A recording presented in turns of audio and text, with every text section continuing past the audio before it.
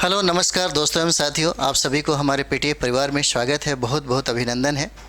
आज हम लोग करने वाले हैं जो 77 स्वतंत्रता दिवस है, उस पे जो हमारे प्रधानमंत्री नरेंद्र मोदी हैं, उनका जो क्या क्या प्रमुख बिंदु इससे बन सकता है, क्या क्या इम्पोर्टेंट हो सकता है स्वतंत्रता दिवस पर प्रधानमंत्री मोदी का भाषण, इससे आपके एक दो प्रश्न पूछे जाते हैं। ठीक है, तो इसी के संदर्भ में कुछ प्रमुख जो बिंदु है उसी पे हम लोग बात करने वाले हैं।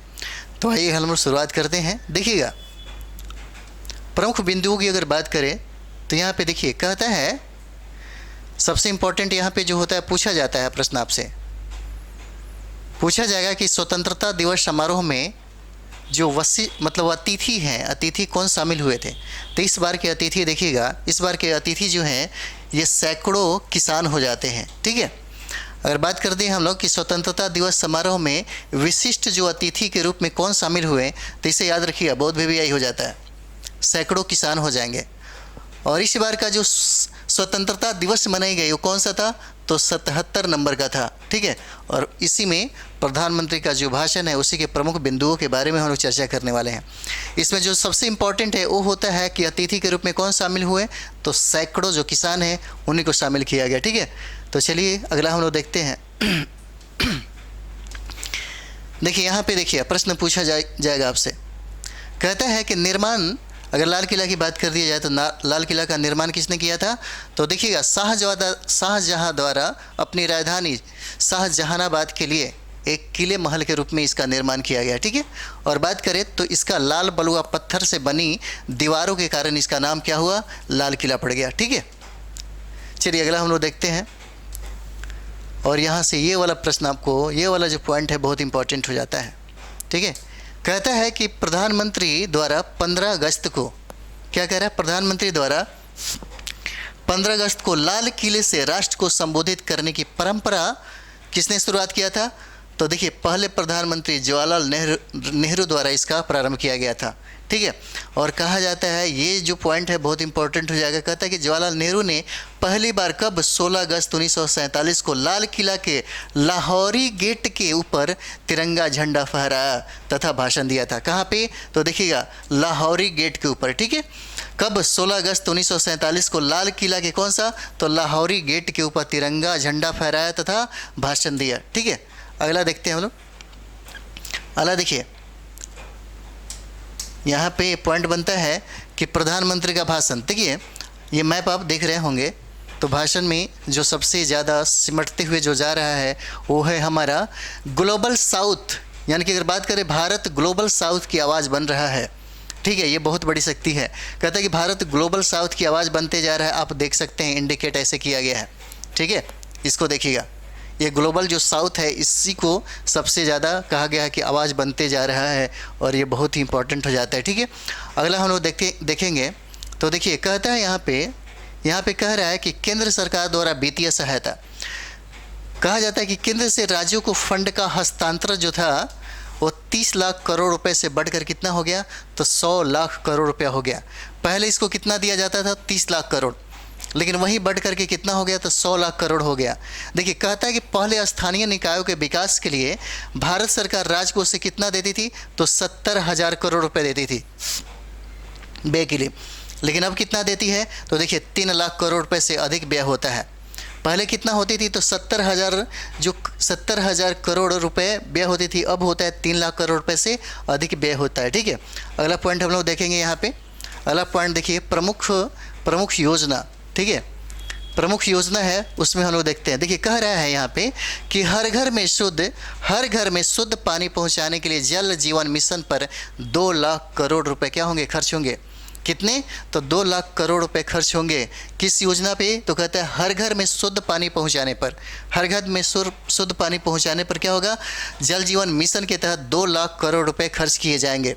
अगला देखिए यहाँ पे कहता है, और यहाँ देखिएगा भारत सरकार ने भारत को बहुत बड़ी उपलब्धियां दी, वंदे भारत और बुलेट ट्रेन का, किसका, तो ये देखिएगा, ये आपको क्या हो जाता है, तो ये देखिए ये कौन होता है, वंदे भारत हो जाता है, और बुलेट ट्रेन को देखिएगा, बुलेट ट्रेन की बात हो गया। ठीक है, भारत सरकार के द्वारा 2 सौगातें यहाँ पे।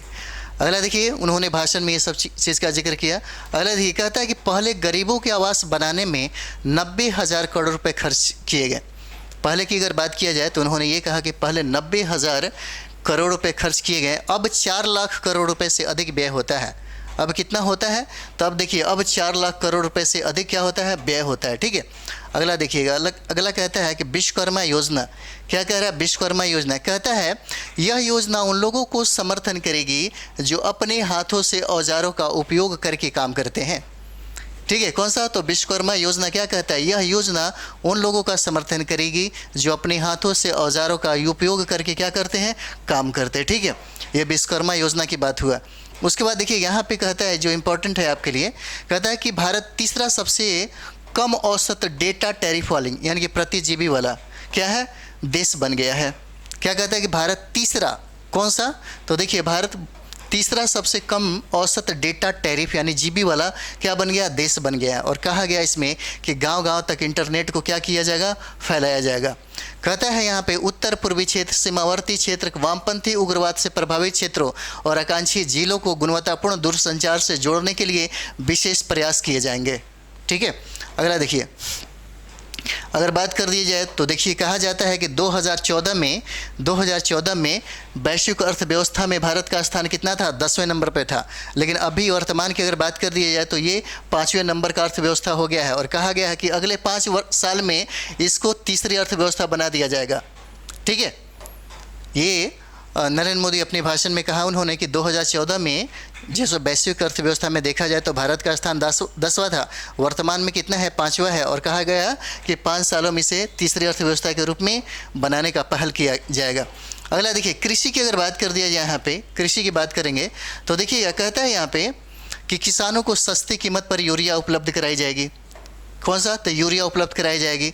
जैविक खेती को प्रोत्साहन दिया जाएगा। और पीएम किसान सम्मान जो निधि है, इसमें 2.5 लाख करोड़ रुपए किसानों के खाते में जमा कर दिया गया।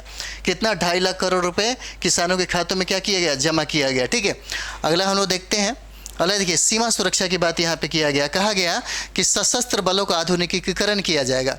ठीक है, और नेक्स्ट पॉइंट में कहा गया कि आतंकवादी हमलों की संख्या में काफ़ी कमी की गई है इस बार। ठीक है, और कहा गया कि सीमाएं पहले से कहीं अधिक क्या है? अब सुरक्षित हो गई है। कहा गया कि सीमावर्ती गांवों के लिए वाइब्रेंट विलेज का कार्यक्रम तैयार किया जा रहा है। ठीक है, अगला देखते हैं हम लोग। देखिए, पर्यावरण की अगर बात करी जाए तो कहा गया है लाइफ मिशन।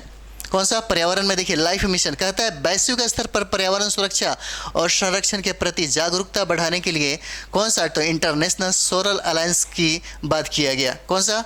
तो इंटरनेशनल सोलर अलायंस की बात किया गया। ठीक है, अगला हम लोग देखते हैं।